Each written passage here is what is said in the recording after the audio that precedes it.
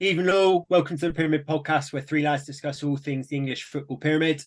On today's episode, we'll have a roundup of the Carabao Cup results and a look at the upcoming ties from the last 16 draw, a preview of the weekend's Premier League action, where the biggest fixture's got to be Spurs versus Liverpool. We'll have a look at the key games across the wider EFL, and we do have some news for you about Spin the Wheel. I'm your host, Alex Murphy, and once again, I'm joined by Tom Lawrence and Tom Gallagher. Boys, we'll get into the Carabao Cup, and Lawro, Man City have finally lost a game. Went up to St James's Park and lost 1-0. Thoughts on that?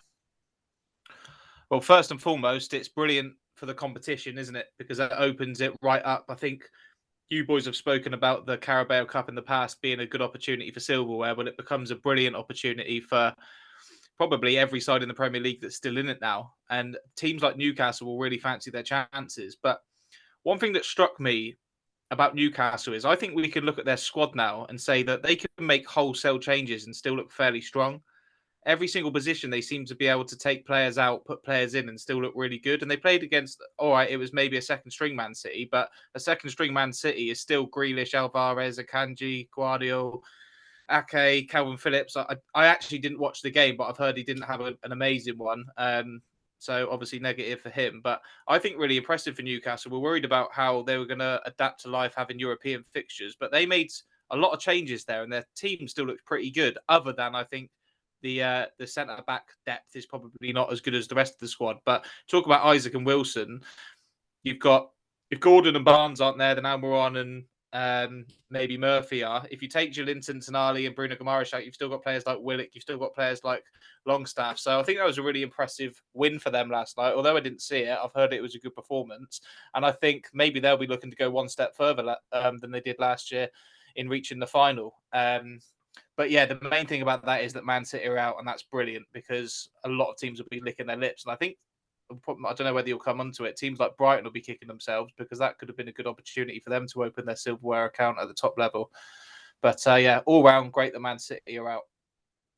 Yeah, Newcastle's rewards for beating the treble winners Man City was an away tie to Man United in the next round of the Cup, which is obviously a repeat of the final last year.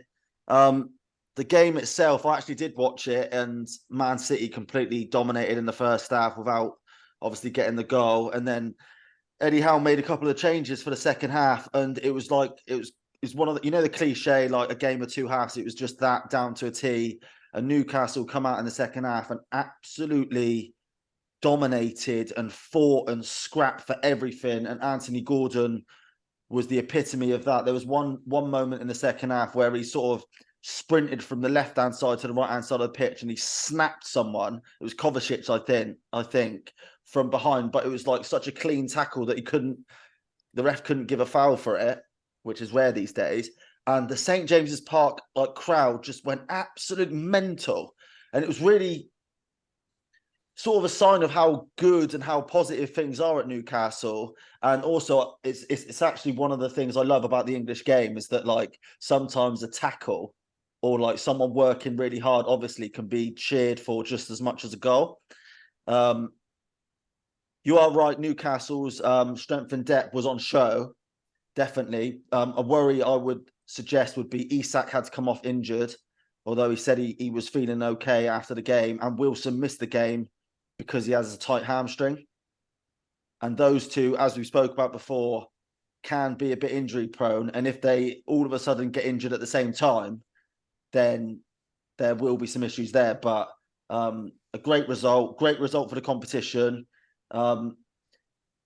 Obviously, it's a great result for a Man United fan as well, because you just don't want City to go and do the quadruple, which has never been done before. And it's just, I think it just makes the season feel a little bit more alive, because it, like, obviously before the last sort of 6 games in the Premier League, especially, City have just won every game, not at a canter, but they've managed to win every game, get all the points on the board. And it just feels like they might just be sort of easing their way to another treble quadruple. So it's nice to see. Yeah, I see that Pep was interviewed after the game and sort of was a bit like, oh, what, you really thought we were going to do the quadruple? No, I think a treble's enough type thing, which for me was like surefire sign that he was really pissed off about it and he was thinking about quad this year. Just one thing that, just of note, really, I've not seen any explanation for it or anything like that, but Haaland made the trip and then sat on the bench unused in the second half, even at 1-0 down. I know sometimes Pep does these little weird things, but they couldn't get a plane home last night, so they were having to get a coach back. Just struck me as an odd move to drag him all the way up to Newcastle to not give him any minutes. I know if City win at a canter and he's not used, then that's fine. But the whole point in him being there is if you 1-0 down and need rescue, and you bring your freak on that just scores goals, but he left him unused. So was really surprised at that. Yeah, it was a strange decision based on the fact that Guardiola kicked off, didn't he, about the coach and not being able to get a plane on the way back. So you're thinking he's only going to take players there who absolutely need to be there and who he's going to use.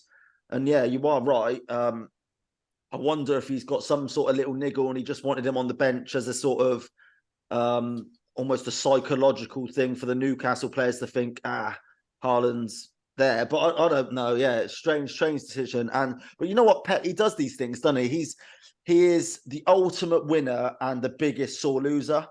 And he's so sarcastic and patronizing when he loses. And he's just a bad loser, which is not really the worst trait in the world, is it? Let's be honest. Yeah. So boys, we'll move on from the Newcastle City game to you. I think, Tomo, you touched on Newcastle go away to Old Trafford in the next round. Man United came through fairly comfortably against Palace, which is the game went completely how I didn't expect it, because we had bulk of the possession. We looked comfortable. We looked like we were popping the ball off. The crowds were loving it rather than getting jittery. We looked solid at the back. That was a bit of a breath of fresh air, albeit against second string Palace. Yeah, but it was second string United, wasn't it? So yeah. But yeah, little quirk about that Carabao Cup draw. That is the 12th home cup draw in a row that United have got.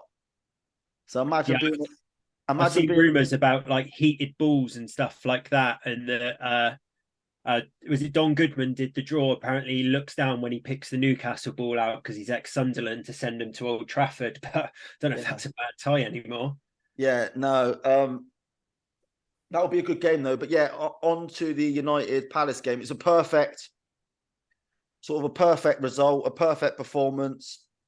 Everything that Erik ten Hag tried sort of came off. Garnacho got some minutes, got the goal. Hannibal got another good stint in, and he looked really good. Casemiro, that was his best performance of the season by a country mile. And all of a sudden, you're thinking, and I know it was.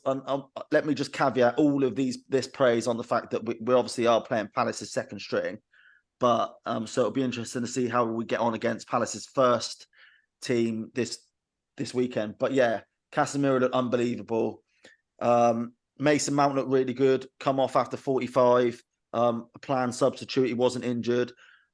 The most impressive aspect of the game would be Sofian Amrabat. 60 minutes from left back. He's obviously not a left back. Says he wasn't a left back. Sort of played like an inverted centre mid / left back, and he was spraying long balls.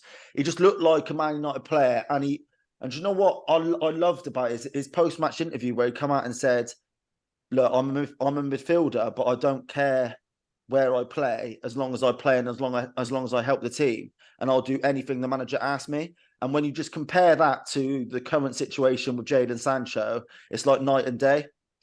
And as a United fan, you want players in your team like Amrabat, who looks like he's so happy to be there, and he looks like he's grateful for the opportunity to play at Old Trafford, and he's gonna try and grab that opportunity with both hands. So yeah, it was nice to see. Yeah, good result for United. Laurie, did you catch any of United Palace? Yeah, I watched it with you, mate. Yeah, you did. You're right. I mean, it's nice to see some positivity off the back of a win, and I think it's important. I thought Man United played like they looked like they had a little bit of pressure off, whether that's because it was the League Cup, whether that was because it was a second string Palace, maybe because they won at the weekend and they felt that they were in credit a little bit. But this is how things can start snowballing. That's why I say it's so important to be positive about your team when you pick up points in the league, and any win's a win. You're into the next round of the Carabao Cup. Suddenly it's back-to-back wins, and you go into Palace now. I think it's Palace again, isn't it, at the weekend, full of confidence. So time and place to be negative. Glad to see you hyping everyone up. No need to caveat it against Palace's second string. You can only beat what's put in front of you, and hopefully, from Man United point of view, you can go and do it again at the weekend. But positivity. This is what needs to happen. A bit more of a positive narrative behind the Man United players. They can play with the shackles off a little bit, and you'll see more from them. Loro, you know me. You've known me for what, 20 years now. You know I'm as fickle as they come. So one day I'll be in a bad mood and I'll be negative about United. The next day I'll be in a good mood and I'll just be positive. So, but yeah, it's that football cliche, isn't it? It's just mad what a win does, isn't it? You suddenly got 2 wins, as Laura's exactly saying, 2 wins, 2 clean sheets. I'm looking at Palace home, Galatasaray home, I think a couple of winnable league fixtures, and suddenly thinking, well, we're unbeaten across October. I don't know if we concede a goal. But yeah, it's like. But no, I think you need to be better as football fans. I think it's a specific problem with Man United players. If Yeovil lose a game or Leeds lose a game, I feel like that. I feel absolutely crap about it. You think all your players are shit and the manager needs to, but you need to show support outwardly. That's what being a supporter is. It's not just, when Man United were winning everything in the 90s, we win the league every year, and suddenly we've got a country full of Man United fans that have hardly stepped foot in Manchester. You've got to support them through the bad games as well as the good ones. So yes, everyone, it's natural to feel fickle and want to be negative after a loss. But I think Manchester United in particular, it's like one extreme to the other. And those negative extremes really, really hamper the team, in my opinion. So the outside noises, the more positive they can be, the better you'll do. And that's what being a supporter is all about. But there we go. Each to their own. You're right. And I've been DMing Marcus Rashford saying, chin up, mate. But he's yet to get back to me. But if he has seen it, I know it'll mean a lot to him. Boys, we'll move on. Laurie, come back to you. You touched on Brighton will be kicking themselves about going out the Carabao Cup when you see Man City going out and a team that's progressing so well. But lost 1-0 to Chelsea at Stamford Bridge. And it was a Nico Jackson goal, which settled it. Yeah, well, maybe the floodgates will open for young Nico now going into the Premier League, but I wouldn't bet on it. And I just think, look, Chelsea, again, it's easy to be fickle. Chelsea, I think, have got a good setup and they can be a good team there, particularly with Maurizio Pochettino. But when you've got strikers that aren't putting the ball in the back of the net, you need goals to be chipped in from all over the rest of the pitch, and that hasn't been happening either. And that's the clear problem. We've said it every time. But they are going to pick up points because they're still a good side. And I just think that maybe that could be a catalyst for them to kick on in the Premier League. But they just feel like a team. I mean, those stats about, I think they'd be bottom. The last 35 games or something that they've played, they'd be bottom of every single Premier League era that's ever been, or they'd be relegated in every single era that's ever been. Yeah. And they just need something to turn the tide, and it's obviously up front, or it's from people in the midfield or even anywhere on the pitch just to take them by the scruff of the neck. And I think it comes down to maybe that overuse of the youth again. So there's overbalances and that sort of thing. You haven't got good enough goal scorers at the club, and you haven't got anyone chipping in. But the EFL, as much of a Mickey Mouse trophy as it is, maybe you can take positives from beating a Brighton team. I don't know what kind of team Brighton put out the other night. I don't know if it was weakened, but generally they can rotate and be quite good. So there's lots of positives for them to take from that, and they'll have to try and use that to go into the Premier League. But the jury's still out for me on Nico Jackson. I'm not going to start praising him just because he's put one in. Well, you think as well, like as a striker, you get a goal and it's like, right, absolutely buzzing. Who we got at the weekend? You're suspended, Nico. You've got 5 yellow cards in 5 Premier League fixtures, and you missed the derby against Fulham. But maybe a chance for Brozier to come in. Obviously, had a long layout over injuries. I think he was quite highly rated beforehand. And wouldn't it be great to see him come back in and start smashing the goals in? And then maybe you can find a combination with Brozier and Nico Jackson. I don't know. There's a lot of work to do for Pochettino. But where was Brozier, Laurie? Was he at Southampton where he was scored? Yeah.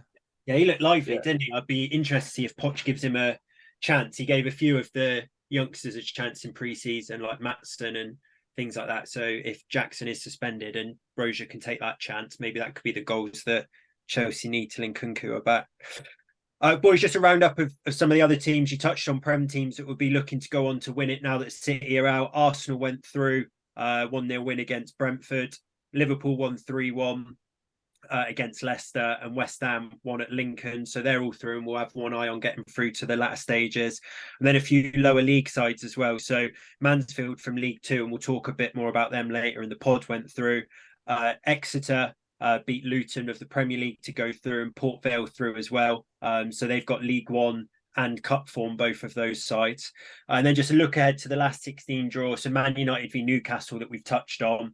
Mansfield versus Port Vale, which probably isn't the dream tie for either side, but they'll be thinking if they can win that fixture and into the quarterfinals of the Carabao Cup, that's another round through, more money for the club, and then they'd probably go on to get a pretty monster tie from there.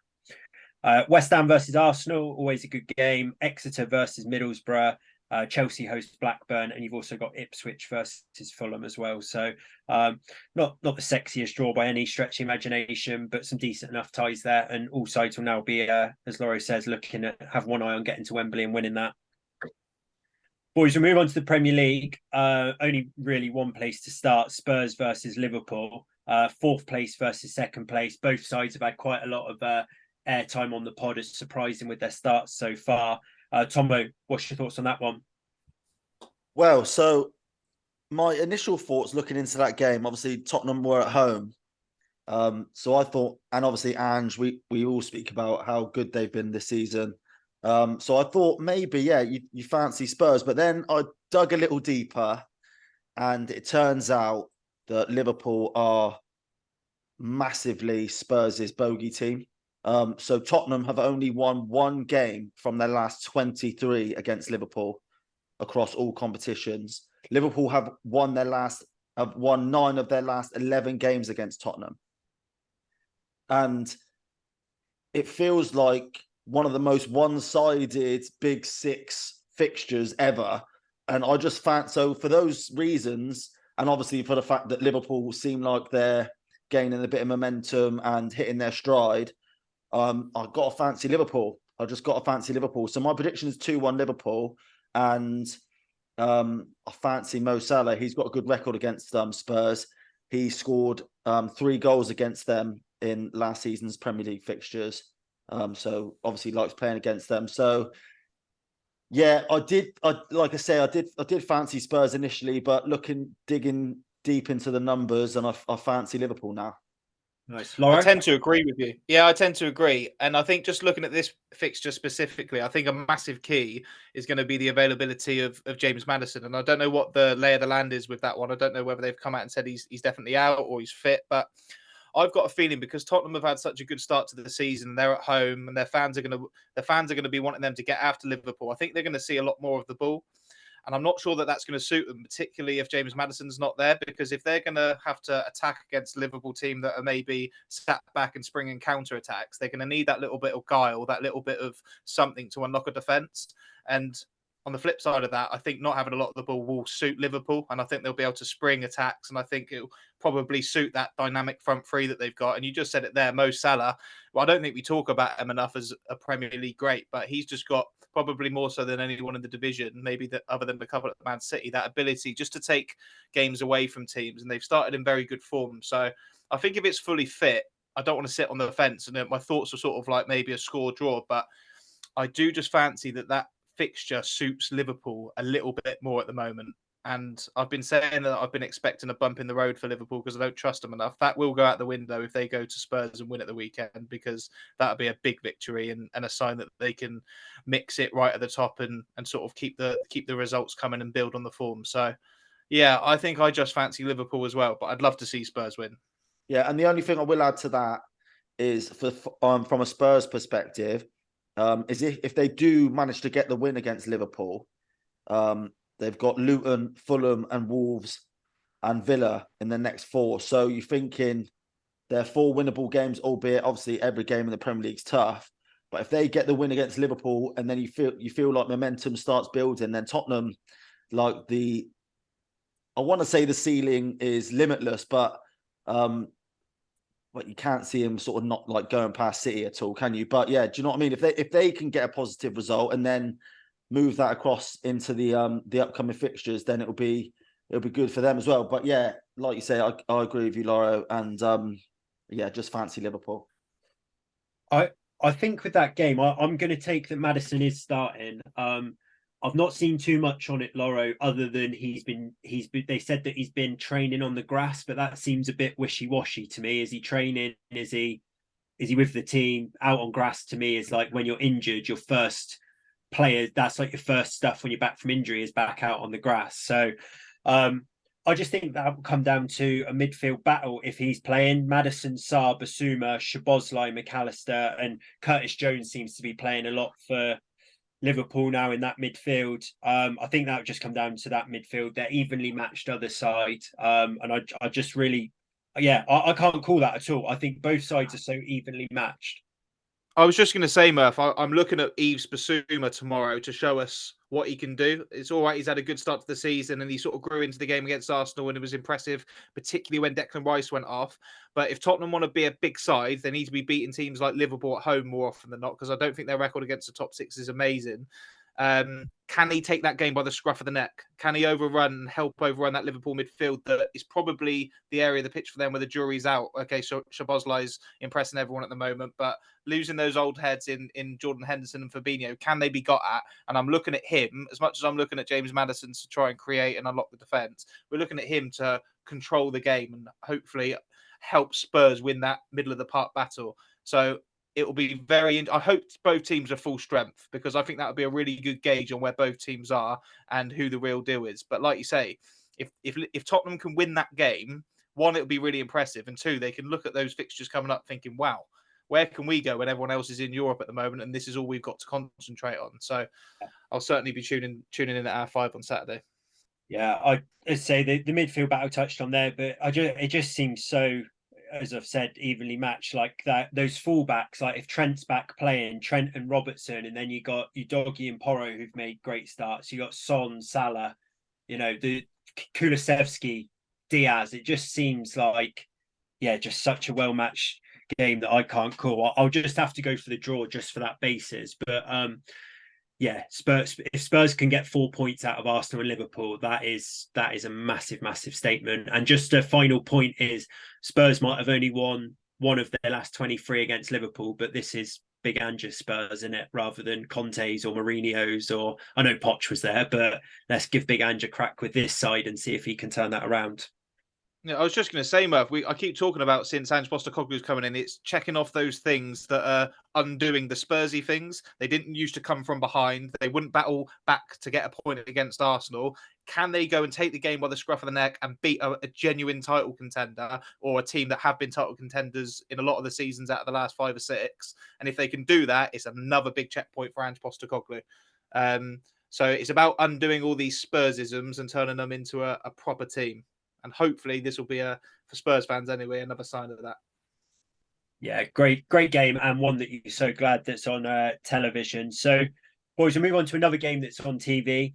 2 exciting sides as well. 6th place versus 3rd place. Aston Villa versus Brighton, which is the lunchtime kickoff on Saturday at 12:30. Tomo, come to you with that one. Thoughts on Villa Brighton?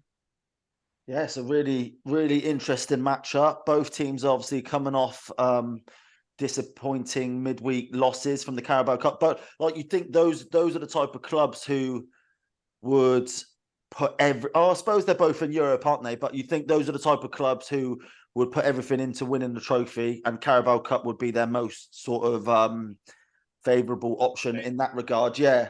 But I had a little look at the previous results from this fixture, and Villa, they've had a good run against Brighton. They've won the last 4. And that's De Zerbi's Brighton and that's Potter's Brighton. And because Villa are at home, I fancy a Villa win. And I'm going to look at Brighton's upcoming fixtures. They've got a tough run. So after Villa, they obviously go to Marseille in the Europa League, and then they've got Liverpool and Man City after that, and then Ajax in the Europa League. So it's a tough run for Brighton. So they'd be hoping to get an important 3 points here. But Yeah, I just fancy Villa to nick it. Yeah, they're two like quite fashionable sides at the moment, aren't they? There's a lot of props, both of them for similar and different reasons as well. And I'll be interested to see what everyone's prediction is score wise here. I know you just said you fancy Villa to nick it, but that's interesting that Villa have won the last four, because we've spoken about before how we feel like Brighton will batter the poorer teams and they'll get right up for the big teams, and then there's that midsection that they struggle against. AKA West Ham this season. Where do Villa fit into that? Are they being thought of as a big club now and someone that Brighton are going to get right up for? Or do you think that could be another sticky wicket for them? So I think it will be a good gauge on where both clubs are. And they're probably quite evenly matched in terms of where they're thought of in the pecking order of the Premier League. They're probably both in that kind of 6th, 7th, 8th bracket. And it will be sort of the bragging rights between the two. Well, do you know what's really interesting? You know that graphic I sent you boys on the WhatsApp with Unai Emery and De Zerbi's head-to-head records for Villa and Brighton. And actually, Emery's win percentage in the Premier League is 61% for Villa, and De Zerbi's win percentage for Brighton is 50%. So actually, Unai Emery is outperforming De Zerbi, but obviously De Zerbi's they're both getting credit, but De Zerbi, in my opinion, is getting more credit than Unai Emery, basically mainly based off the way they're sort of, well, their identity and the way they're playing and their philosophy, etc. But actually, when you sort of drill down into the numbers, like Villa's Unai Emery are outperforming De Zerbi's Brighton, which you wouldn't have thought of, really, would you? So what are we saying? Are we saying smoke and mirrors De Zerbi? Or are we saying that Unai Emery under the radar is manager of the season? No. It's just interesting. I think he might be more under the radar, and I think that I've seen another stat that if you did a league table for 2023, which I guess is the same one where Chelsea are in the bottom three, Aston Villa would be top 4, because obviously started last season, I guess they didn't have Emery, and he's come in and got that 68% win record, I think, against De Zerbi's 50. But that surprises me a little bit. If he's had 38 games, De Zerbi, and it's 50% win rate, that's 19 wins, isn't it? It seems like it doesn't seem like half their games that they've drawn or lost. That's an interesting stat, that. And maybe you're right, Laura, it is a little bit of smoke and mirrors of De Zerbi. But the other thing to remember there, though, Murph, is that we are still talking about Brighton and Hove Albion. Yeah. Do you know what I mean? This is a selling football club. They have to sell all their best players every single year.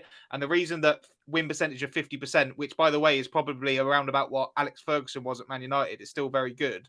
Yeah. It doesn't seem as good because we hold Brighton in such high regard and expect so much from them now that 50% win record seems a bit crap, particularly next to Unai Emery's fantastic 61%. So I'm sure those things will even themselves out. But let's not forget we're talking about Brighton here. I'm not sure, Tomo. I think you've said Villa to nick it, and Laurie said be interested to hear the scores. Laurie, what's your score prediction for that one?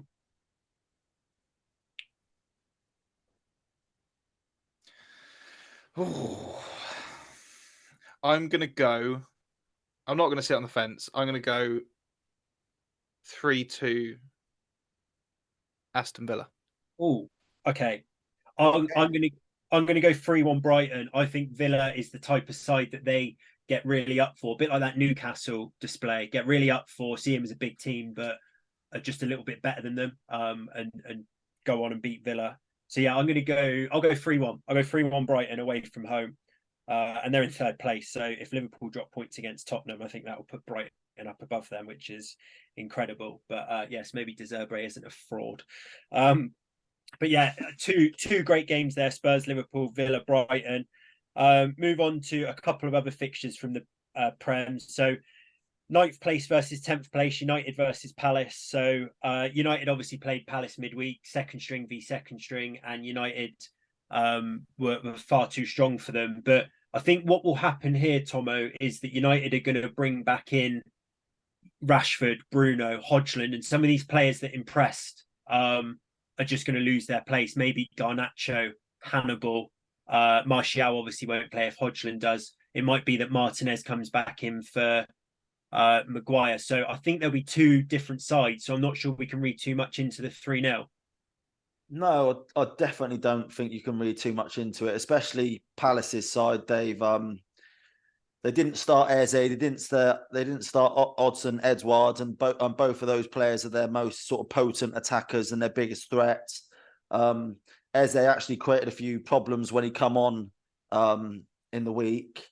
The recent results at Old Trafford between these two are mixed. So the last 4 games at Old Trafford in the Premier League, United have won 2 and Palace have won 2. And the 2 games that Palace have won was under Roy Hodgson, the first time that he was in charge, which was an interesting sort of stat I saw before the Carabao Cup game. So I thought potentially that Roy Hodgson's got some sort of voodoo like hold over Old Trafford, but obviously it didn't come to fruition in the Carabao Cup. Look, United sort of that win can only breed confidence, and the only thing I'm sort of Casemiro and Mason Mount were the 2 biggest, and Sofian Amrabat and they're all midfielders. I know Amrabat played fullback. They were the biggest positives for me. And if they can all play, and if Casemiro was great last season, let's have it right. He had a good last season. He's been poor this season to start off with, and I guess rightly criticised because he's one of our highest paid players. But if he can get us going, and every time he plays well, we seem to play well. So if he can play well, and look, and it's at Old Trafford, so I do predict a United win. I'm going around the house a bit here, but yeah, I predict a United win. Score? Let me just quickly have a look. I think I've gone 3-1. Yeah, 3-1. Laurie?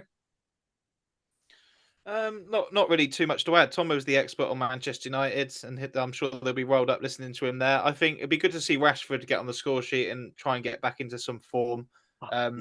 He was so good, wasn't he, in parts of last season or most of last season. And before this season started, I thought he was an absolute shoo-in on the left-hand side for the England team come the Euros. But every game that passes, I think that is sort of getting further and further away from him. So I'd like to see Rashford on the score sheet and just a 3rd win in a row. And then next Monday, we'll be talking about back-to-back wins for Man United, and everything will be forgotten, and Erik ten Hag will be the saviour again.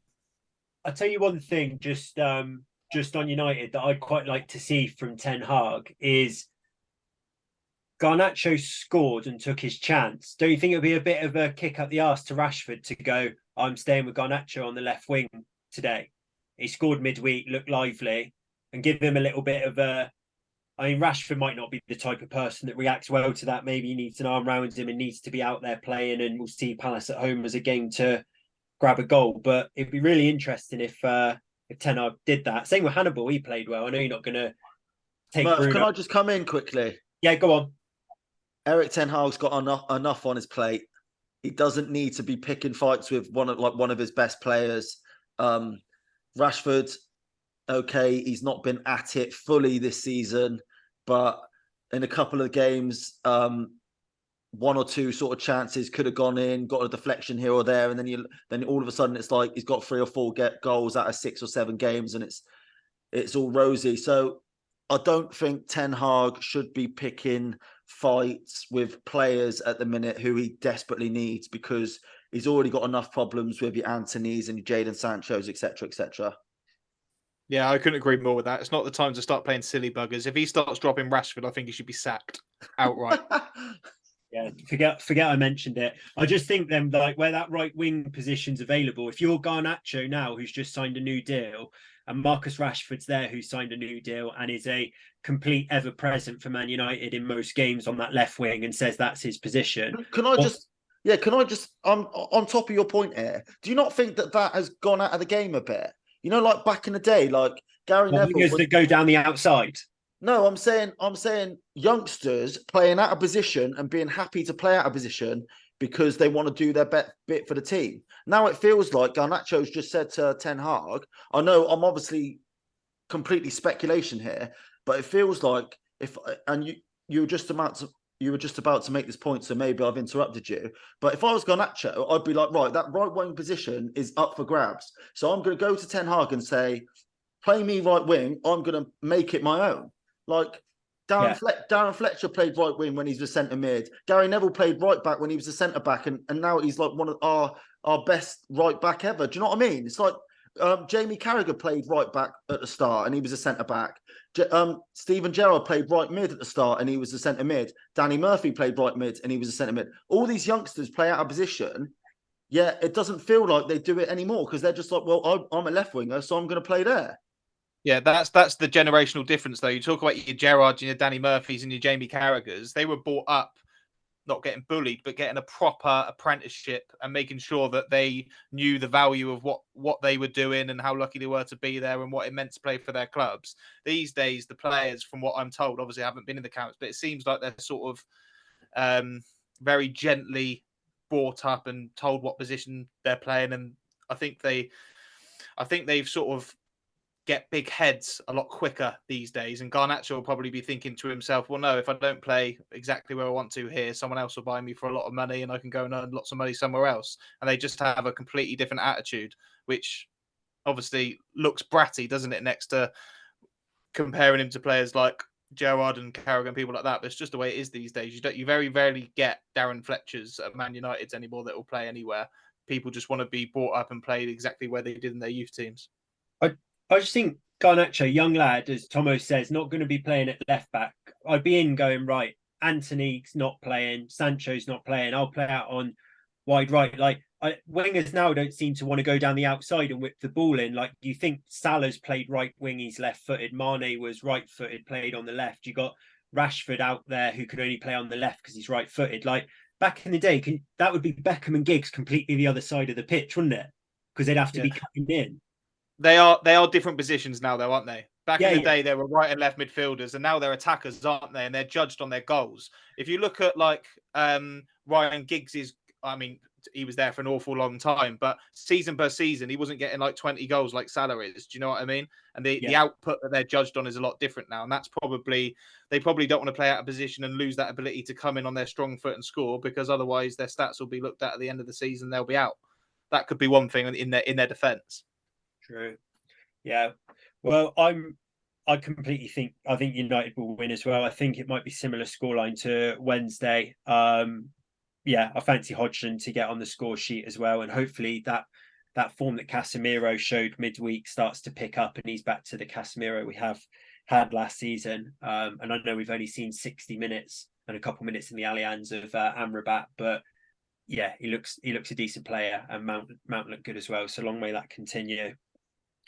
Loro, Arsenal obviously had the draw with Spurs in the North London derby. Looks like a decent fixture to get back to winning ways, going away to Bournemouth, albeit a couple injury concerns about Rice and Saka. Yeah, this is why I was a little bit disappointed on the last pod that we didn't go into Brighton Bournemouth, because I just wanted to say, not trying to be negative for the sake of being negative, but I think Bournemouth are a bit of a myth. Like, this manager that they've got that's come in, he seems to have got this reputation that, they're playing really good football. It's just they keep having hard fixtures and it will start to swing for them. But at what point do you look at the table and think you've got the 3 promoted sides that everyone is sort of universally in agreement that have been a bit of a disaster, and then you've got Bournemouth on 3 points? I mean, they're below the likes of Everton, who I think have had an absolute shocker. So I think he's going to come under some pressure soon. The new guy in at Bournemouth, who leads you actually after back in the winter. I know he's got a good reputation, but sometimes I think these managers with the reputations can precede themselves. If his name was Gary O'Neill and not something a little bit more exotic, I think he'd be bang under pressure now. So big game for Bournemouth. They need to start picking up some points, but I see that as quite a comfortable Arsenal win. What do you think?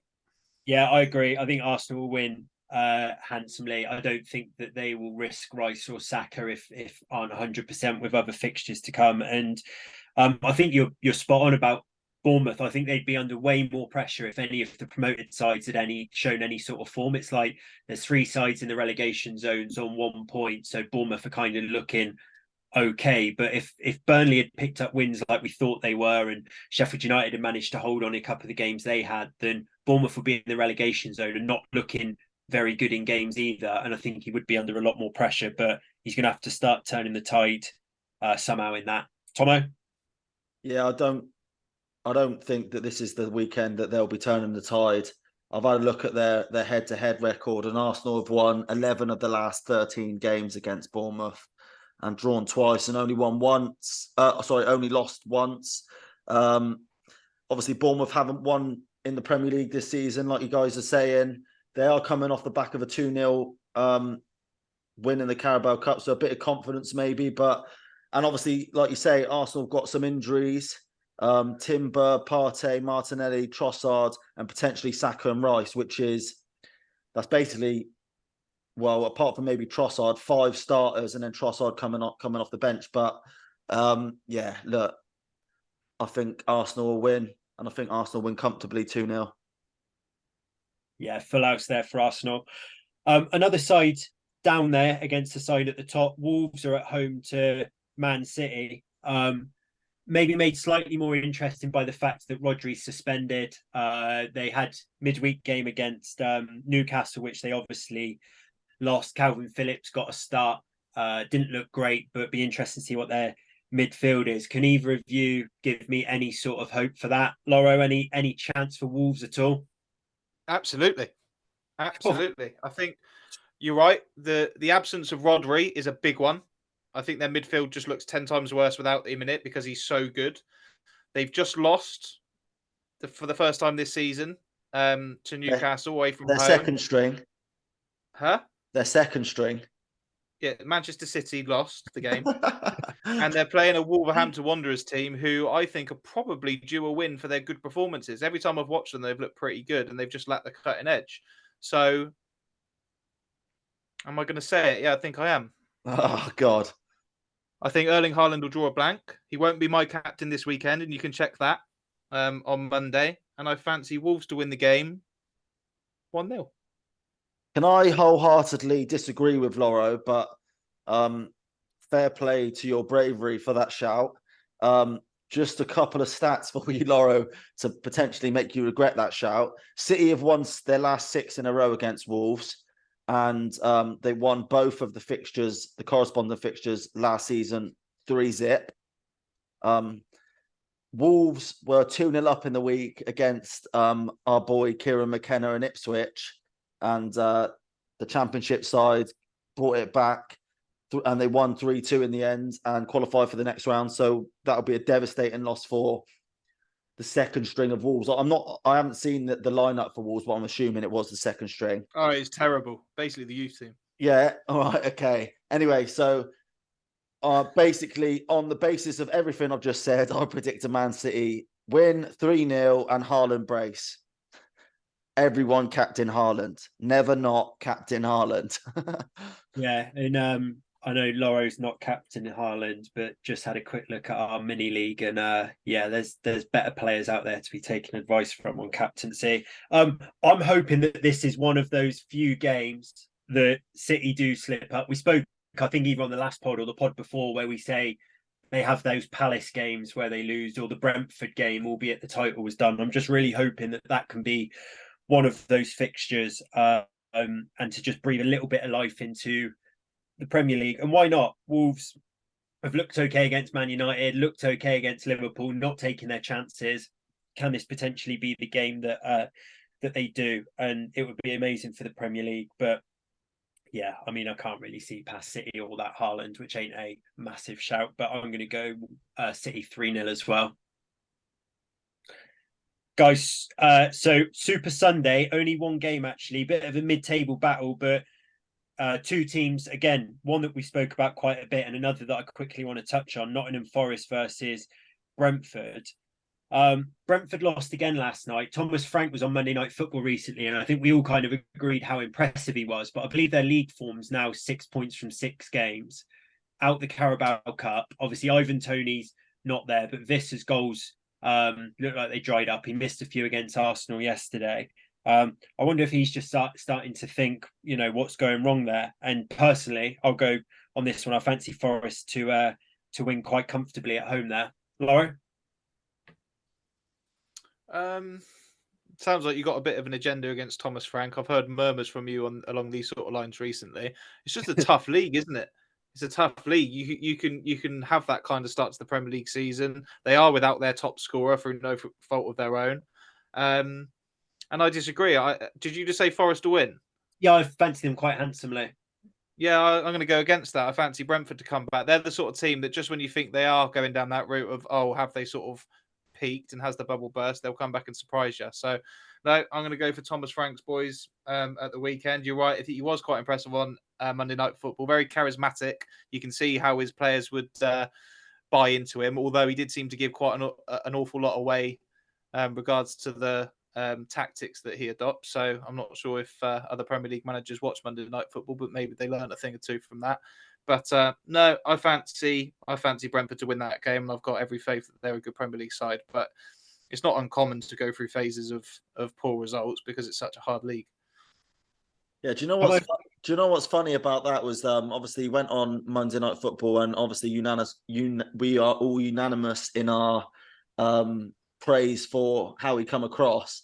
But the fact that they went and lost their next game, and I know Twitter is not the real world, so don't take everything with a pinch of salt off Twitter. But the fact he got slated for like giving away his tactics, etc.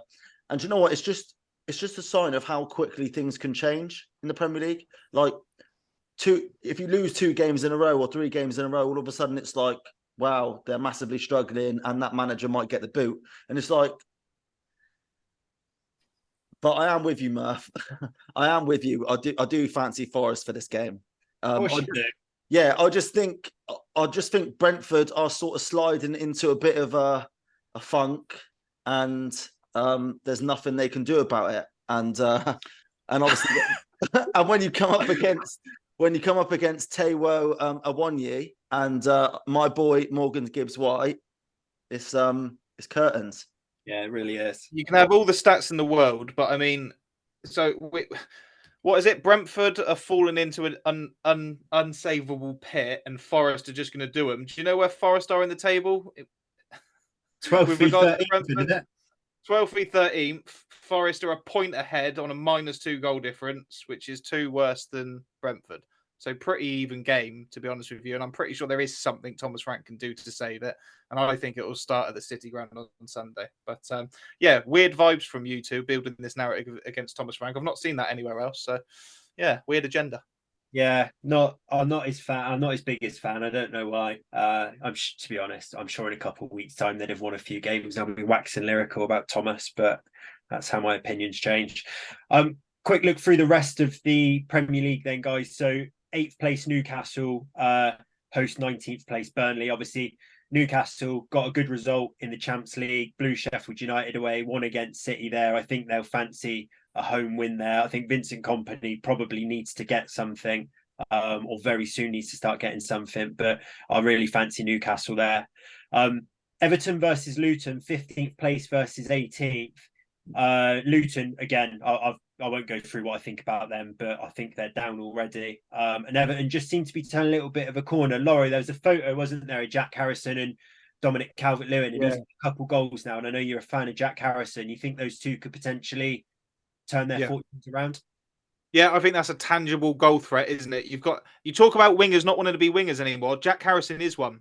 And he, Patrick Bamford, particularly in that first season in the Premier League, loved getting on the end of his deliveries. He's got a brilliant first touch, a brilliant whip into the box, and when you've got a striker like Dominic Calvert-Lewin who loves attacking and arriving on balls like that, that's a proper tangible threat to add to what they had before, which was literally just Decore out of position in number 10, trying to feed balls through to the former KFC employee Beto. So yeah, I can see if those two can stay fit, I can see a way that Everton can start scoring goals and winning games, to be fair to them. Hopefully Everton with Dice just go 4-4-2, Beto, DCL, 2 big men, Mixer, Jack Harrison whipping it in, and Decore as a goal for it, and that might just save their season. A couple other games, boys. West Ham host Sheffield United, 7th place versus 20th. I'm trying to decide between Onana and Areola actually for my goalkeeper for the weekend, and I might go Areola based on them playing Sheffield United. But I think Heckingbottom probably needs to get a result at West Ham to keep his job. And I am thinking as well about bringing in James Ward-Prowse to my fantasy team as well and getting him in on the points that he's been getting. That's actually That's actually one of those games where I just think that Sheffield United would be happy just losing 1-0. Do you know what I mean? Just stop the rot They've never. How is West losing 1-0 stopping the rot? No, but I mean, well, obviously they lost the last game 8-0, so that would be stopping the rot in terms of goals, like shipping goals. Yeah, the pundits would come out and be like, "Oh, a spirited display from Sheffield United," but that's like Heckingbottom. If he loses, will be gone, won't he? Losing 1-0 at West Ham is stopping the rot and going to draw plaudits. Honestly, you two have lost your heads today. Lost your heads. No, Sheffield United will be looking at that game. Paul Heckingbottom and Sheffield United will be looking at that game thinking, fuck me, we need a win. Fuck me, we need a win. And West Ham is the sort of team you need to try and beat. There's a lot of teams better than them. You know, you can't. They're not just going to be able to beat Luton this season. I'm not sat here saying that they're going to not try and they're going to be happy to lose. I'm just saying. I didn't accuse you of that. I picked up on a statement you made that was absolutely farcical. We can move on. Can I distance myself from that comment as well? All I said is I could picture the pundits saying it was a spirited display in a 1-0 loss type thing from where they were against 8-0. I didn't say that they'd be buzzing with it. Guys, yeah, well, West Ham are going to win, aren't they? And Heckingbottom's going to be gone. And then the final one, Monday Night Football, two teams. Is it West London? Yeah, West London derby. Fulham versus Chelsea, 11th versus 14th, but two sides are struggling to get a striker to put the ball in the back of the net. Just very quick predictions on Fulham Chelsea. 0-0. Yeah, 0-0. Yeah, full house. Well done, boys. Cool, and that's the Prem. And just a final point on the Prem. Anything from a fantasy point of view, from a transfer that you've made or decided on? I've taken Chilwell out, but I mean, I was going to do that anyway, but then he got injured in midweek. So, yeah, it's a no-brainer from me. And what's that? I've brought in Anthony. Go on, Laurie. I was just going to say, I've brought in Anthony Gordon. Really impressive this season. Harvey Barnes is injured. I think he'll get lots more game time, and I think he might have a streak of goals in him soon. So, yeah, quite cheap as well. Yeah, I was going to say, what was price for Gordon? I think he's 5.6. Okay, so he's gone up 0.1 then from what probably was 5.5. Yeah, that's quite a shrewd move now. Harvey Barnes is out. He was guaranteed game time anyway by how his form was, but yeah, and they got Burnley at home as well. So yeah, nice. Tomo, I was just going to say on the Chilwell, I brought Chilwell out straight after the Newcastle game and put Kieran Trippier in because I think I had £1 million spare in there, which I know can sometimes be the horses bolted when a defender goes and gets big points. But any names that you've swapped him with? Carl Walker. Okay. Yeah. Yeah, nice. Well, we'll see how the weekend goes for the Prem anyway, boys. We'll move on to the Championship. Laura, I think I'm right in saying lunchtime kickoff on Saturday, 15th place Southampton versus 6th place Leeds. Yeah. Leeds are favourites. We're playing scintillating football. Russell Martin's on the brink. Southampton haven't won in 4. In fact, I think they've lost 4 in a row. They've conceded about 200 goals. So what do you think is going to happen on Saturday? Yeah. I know what you think is going to happen now. Yeah, it's just Leeds have a habit about, like, Southampton have got some quality players, like your Che Adams, just your Adam Armstrongs, even your Joe Aribos, lots of decent little players that haven't been performing. And Leeds have a knack of meeting these teams just on the wrong day. And I can imagine them to click a little bit on Saturday. So I really hope we win, but I think we're going to have to score some goals to do it because I can see Southampton having some joy. Laura, what's probably a bit of a desperate one for Russell Martin. Can I give you some positivity about that fixture? Southampton have the worst XG conceded in the whole of the Championship, so you will get chances. You're actually almost guaranteed to get chances, and with the players you've got, Dan James on form, Pirot obviously on form, Rutter, like you said in the last podcast, looking like a 30 million man. Come on, man, you're gonna win. No. I do agree. I anticipate us winning. It's just got all the ingredients of one of those horrible, like, coupon buster type moments, and it's Leeds are so often on the end of those. But I am just hoping we'll be too good. And I love the expected goals against stats, and hopefully Joel Pirot can capitalise on those Saturday. You're right, actually, aren't you? Lunchtime kickoff as well. Don't back the early fixture because there's normally an upset, and people probably have leads in there in their ACCA thinking get that off to a nice start, ready for the 3 o'clock. So, yeah, 1-0 Southampton. Just quickly though, obviously if Leeds win that, they got QPR, Bristol City, Norwich, Stoke, Huddersfield, and then they play Leicester. And that's a sort of decent run of fixtures. I know it's obviously every game in the Championship's tough. Decent run of fixtures. And if they can get to that Leicester tie sort of in touching distance to them, then all of a sudden it's like a title race between those two. It's a title race anyway. They need that head start that they've got now because they are definitely going to have a dip in form at some point. Everyone always does in the Championship, and I'm just hoping we've got ours out the way early whilst we were in that sort of transitional phase. And like I've said on the last few pods, I just see us soaring. But Southampton away, just on paper, it looks horrible, and everything about it looks horrible. So hopefully, I'm just overthinking it. I probably am. And look, well, I've said it before. We're a very, very good team with some good players now. So. Yeah, hopefully we can win. Yeah, like you said at the start about United fans, it's just need Leeds fans to have a bit of positivity about their side, don't you, Tomo? Sometimes, but so spoke about 2 relegated sides there in Southampton and Leeds. And Tomo, you mentioned the Leicester being a big game for Leeds in a few weeks. They host Blackburn, first versus 14th place. As Lauro says, they're due a slip up somewhere. Blackburn obviously in 14th, but scoring goals. Scored 5 midweek in the Carabao Cup. I think they lost 4-3 to Ipswich, but obviously scored 3 goals there. So maybe a potential shock on the cards there. Second place Ipswich go to Huddersfield, who are in 17th. They grabbed a late equaliser, Huddersfield. Were they Monday Night Football? I think they were. Get Darren Moore a point to start with. But yeah, I think Ipswich will obviously be looking to go there and get all 3, but they might be having that little new manager bounce Huddersfield, so potentially a slip up there as well. And then we touched on Hull, who've been flying under Rossinia. They host 12th place Plymouth. Hull are up into 4th.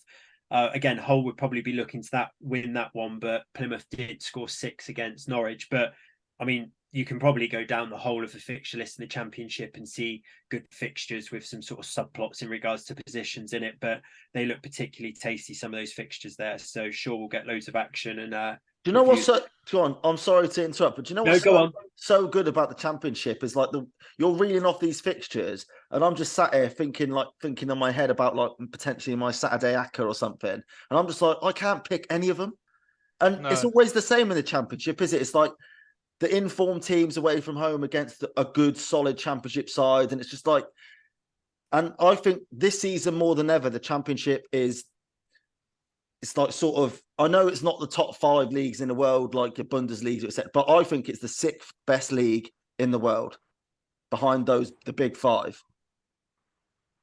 Yeah. I think you're probably right, to be honest. What would be the 6th if not the Saudi league now? Yeah, exactly. What's the fifth? Well, League exactly. Yeah. So League 1 in France, I'd prefer the Championship over that. I prefer League 1 EFL than that. I think Championship's probably the 5th, to be honest with you. But you just say there, like Hull will probably be looking to beat Plymouth. You can't.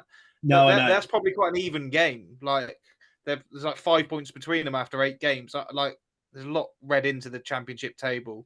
Tomo's useless brother Toby texted me the other day saying, "Are you still confident on Leeds as a 9-point gap?" Well, yeah, we've played 6 games. Like we've still got another 38, and we've got to play them twice. So don't get too hung up on the table yet. But you're absolutely right. Anyone could beat anyone in the Championship normally, and hard to call. As you say, Tomo, when you're thinking about your ACCA, you don't normally see a Championship game, do you, where people are too odds on at home or anything like that? You're normally sort of around evens. And then if a side is really heavily odds on, they tend to go and get turned over, don't they, by like Rotherham or something like that. So it's a bit of a ACCA bust to the Championship, but great league. On to League 1, EFL League 1. So couple of tasty fixtures here as well, actually. 3rd place Stevenage hosts 2nd place Oxford. That's a really big game. Portsmouth, who are 1st, they go to 21st place Wigan, but Wigan would actually be 11th without the -8 points that they've got. Port Vale, who are in 4th, They host 7th place Bolton. Obviously, we spoke about Port Vale's heroics in the Carabao Cup, but obviously doing well in the league as well. 5th place Barnsley host 14th place Blackpool, and then Lincoln, who are in 13th, host Cheltenham in 24th, which maybe doesn't stand out as a fixture, but everyone now is just desperate to see when Cheltenham are going to score their first league goal. But yeah, another some big games in League One as well. But Laurie, you obviously have touched on Oxford before. As I say, standout fixture, them going to Stevenage, but they look like they're flying Oxford.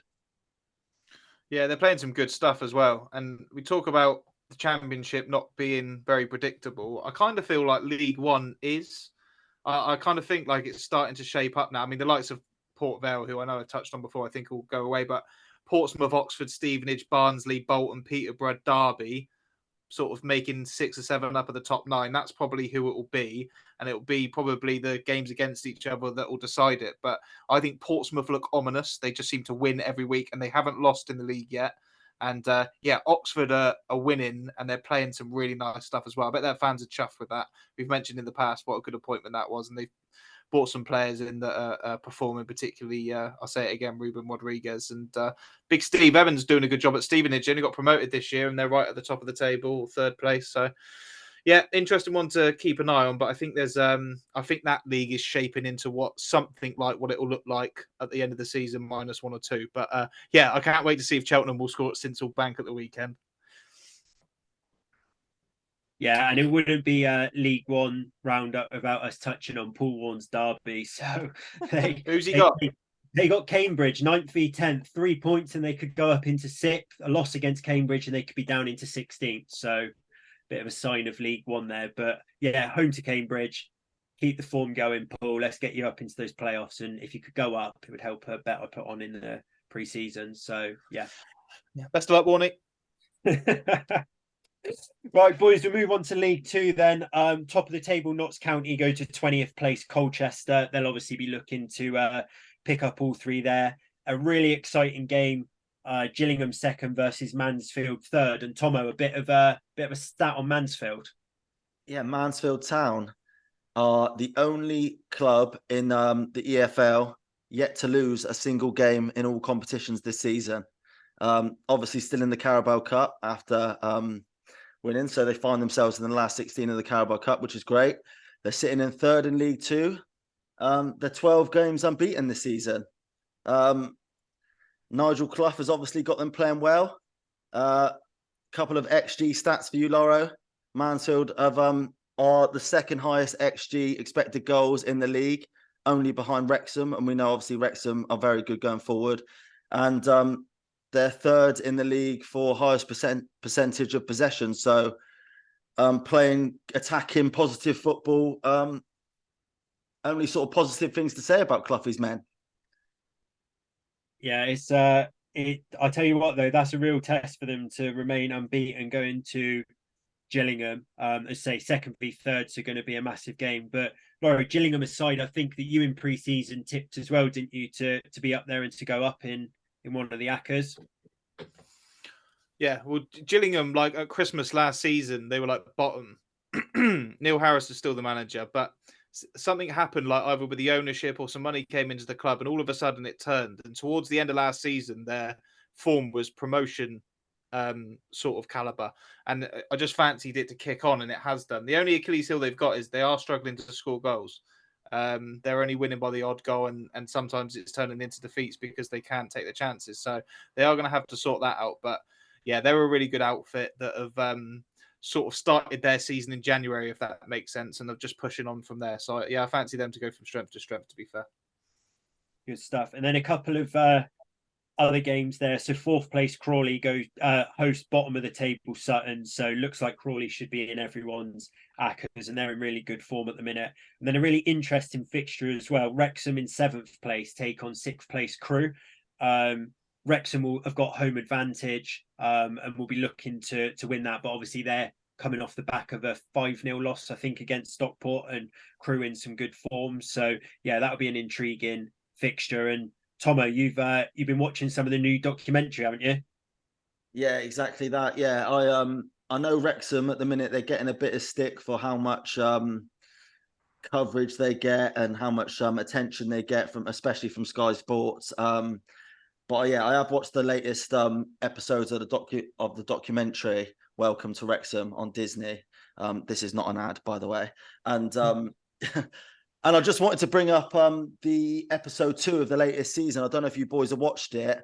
It's an episode. It's a shorter episode than usual, but it's an episode completely dedicated to autism and how the club deals with autism at the club.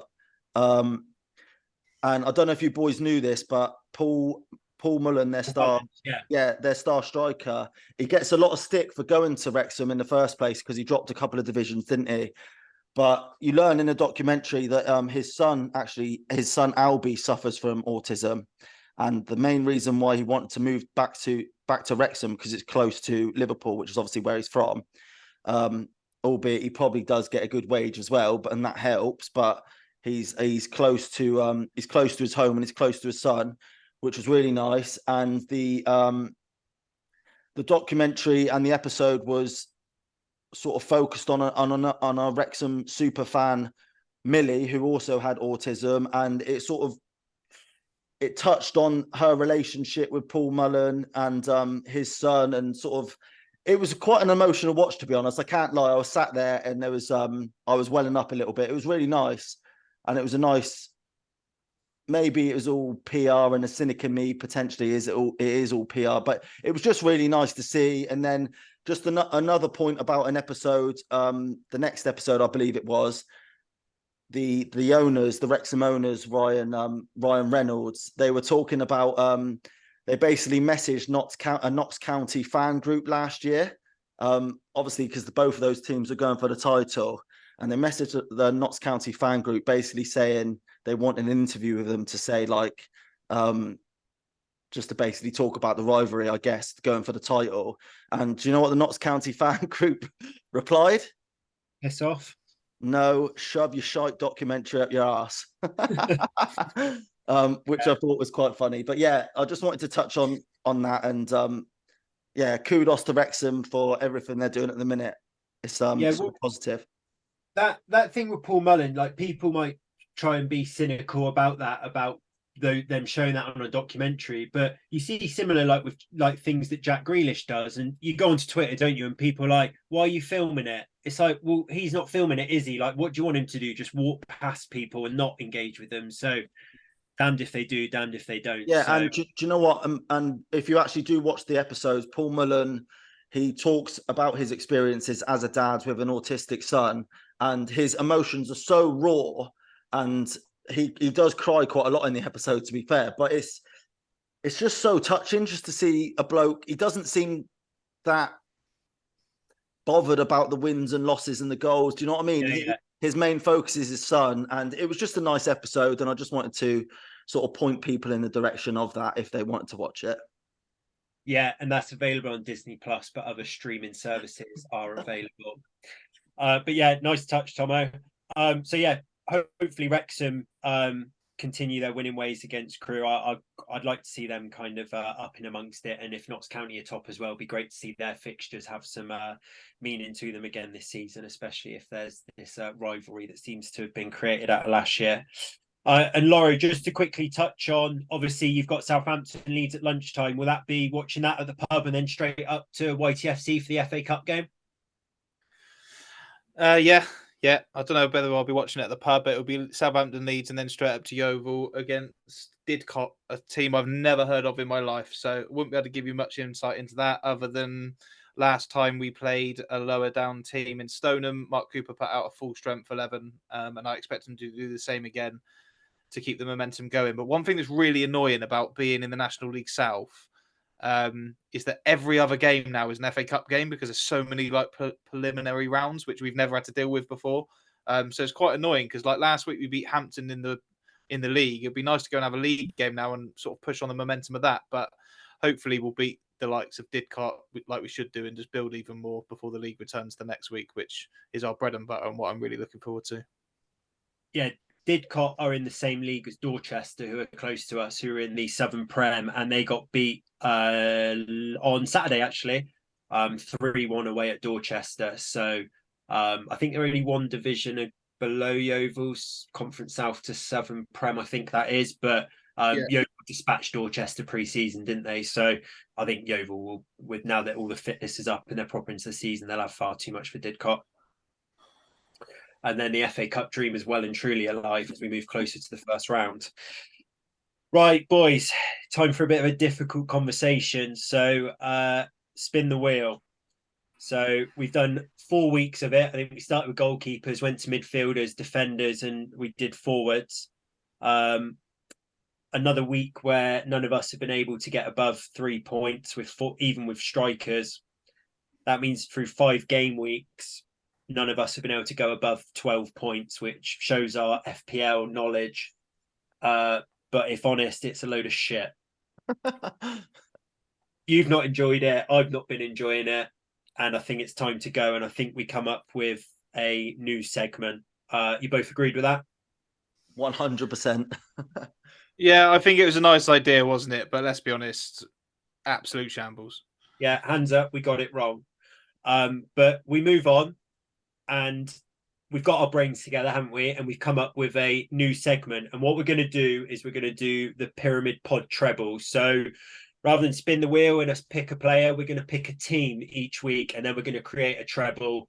We'll tell you what the odds are and how much we'll go off for £10 stake returns. We'll give you a bookmaker's odds just live based on what it is. But obviously there are other bookmakers available. You might be able to get better odds elsewhere. And we can just keep a tab out of the ACCAs and see if we can build a bit of a pot and some cash for our listeners. So, Lauro, you can kick us off. Who's your team for the inaugural Pyramid Pod treble? Well, one good... I mean, I don't know why I'm saying this because I'm a terrible bettor, but one good thing to do, I always think, is bet against the teams that are doing poorly. And I think Alex Neil at Stoke is 1 game away from being sacked. I think he might be sacked next week if he loses to Bristol City at the weekend. And I think he will lose to Bristol City at the weekend. I think Nigel Pearson's doing a good job with a nice blend of some homegrown youthful players there mixed in with the experience of the likes of Andy Wyman and Matty James and Cal Naismith, players like that. And at Ashton Gate, I was just really surprised to see Bristol City 13-10. I thought they'd be probably evens or maybe even worse. So, yeah, I think that's really good odds, and I think that's a bit of a banker, to be honest with you. Stoke are absolutely useless, and they're going to need to freshen up the manager, I'm pretty sure, next week. Right, that has gone into the bet slip. Tomo, come to you next. Okay, yeah. So I'm going to go for Preston at home to West Brom. We've spoke about Preston's cracking start to the season, haven't we? They've won 6 out of their 8 games and drawn twice. West Brom, on the other hand, so in the Championship at the minute. They're sitting in 13th, and they haven't won in their last 4 games. So they travel to Deepdale, bang out of form, coming up against Ryan Lowe's men. I can only see a Preston win, and I think I'm right in thinking the odds were 10-11 on Sky Bet. No, they're better than that, actually, Tomo. They are above evens. They're 7-5 to win at home to West Brom. Okay. Bristol City are 13-10. So, yeah, that takes us up to about 4.5 to 1 before my selection. My selection is going to be Exeter at home to Northampton. So Exeter's odds are 21-20, so just a shade above evens. But Exeter obviously beat Luton in the Carabao Cup in the week, so they'll be buoyed by a win against Premier League opposition. They're in 6th place, so they're in the playoffs, and Northampton are in 18th place on 7 points. Northampton have only scored 6 goals and shipped 9. Exeter have scored 10 goals. Yeah, they're in good form in the league, albeit lost to Oxford last time out, who are a strong side, but I really fancy them at home to Northampton. And so, yeah, they're going to be me. So I'll put them into the bet slip. And yeah, I said we'll base it off a £10 stake. That's 10.5 to 1. So if you put 10 of the King's finest pounds on there, that will return around about £110, £113.16 on Sky Bet to be precise. But as I say, other bookmakers, you might be able to get slightly better odds and return a bit more. But that is going to be the first treble, and we will see how that goes. And Tomo has actually just messaged a really nice gesture and said that if his bet wins, he'll be donating half to a charity of the pod's choice. So a really nice touch from Tomo there. So if the ACCA can win, then that will be £55 going to a charity of the pod's choice. So a real good man, Tomo. Thank you, Tomo.